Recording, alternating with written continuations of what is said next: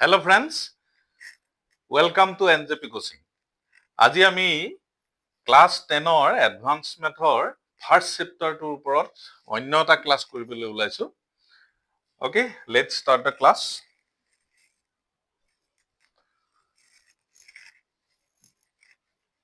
আমি 3 sets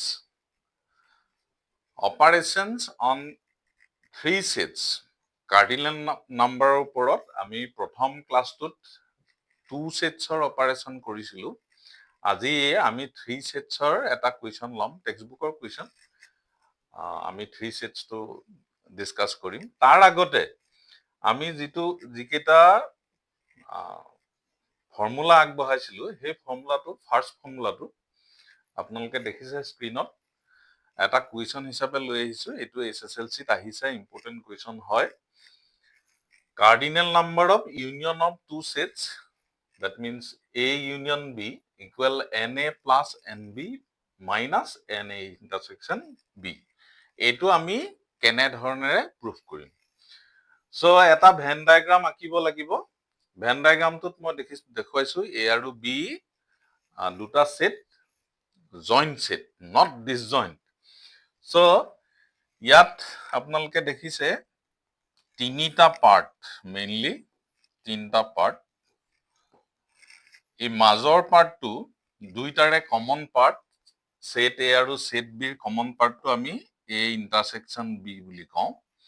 আৰু এফালৰ পাৰ্টটো হ'ল A ডিফাৰেন্স B আৰু হিফালৰ পাৰ্টটো হ'ল B difference A B difference A so তিনিটা বেলেগ বেলেগ পাৰ্ট এতিয়া আমি A আৰু B দুটা সেট বুলি ললে আমি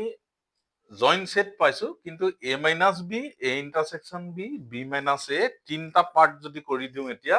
তিনিটা পাৰ্ট ডিসজইন্ট পাৰ্ট হয় সো এটা ইম্পৰ্টেন্ট পইণ্ট আপোনালোকে সলিউশনটো কেনেকে কৰিব কুৱেশ্যনটো সলভ কৰিবলৈ এনেকে আগবাঢ়িব লাগিব প্ৰথমতে মই স্টেটমেন্টটো লিখিছো let A and B are two sets which are not disjoint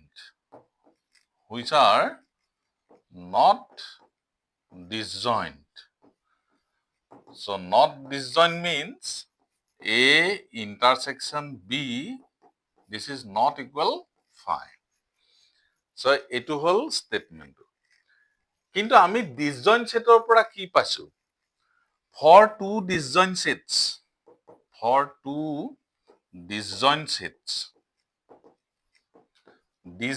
sets যেতিয়া হয় দুটা সেপাৰেট সেট কমন যাৰ নাই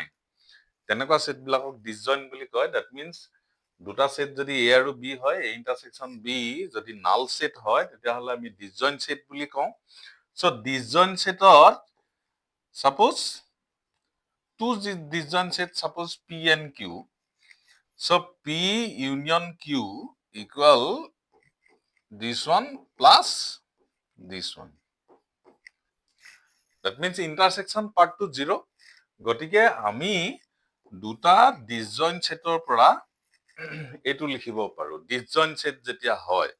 P and Q are two disjoint sets then their cardinal number of union equal to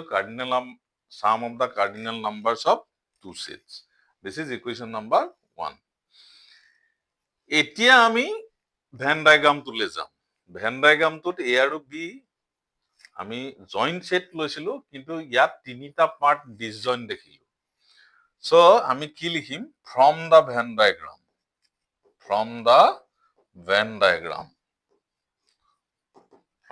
diagram A minus B A intersection B and B minus A are three disjoint sets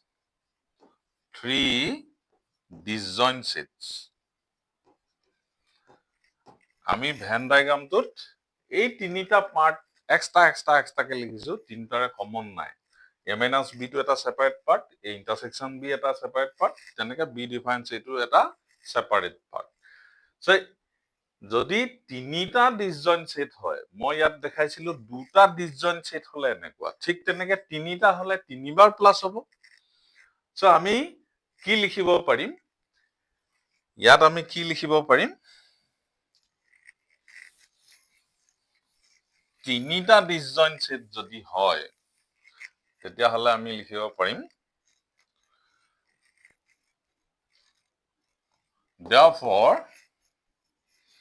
therefore n A union B which is equal to n A minus B plus n A intersection B plus n B difference A. তো তিনিটা disjoint set, দুটা disjoint সেটৰ এটা equation দেখাইছিলো, সেই ইকুৱেশ্যনটোকে আমি use কৰি পেলাই from da van diagram আমি এটো লিখিব পাৰো, that is using 1. এতিয়া আমি কি কৰিম, এনেকে পাৰ্ট কৰিম, A ডিফাৰেন্স B ইয়াৰ লগত ইন্টাৰসেকশন পাৰ্টটো ললো, এটা ব্ৰেকেট দি দিছো, প্লাস B ডিফাৰেন্স A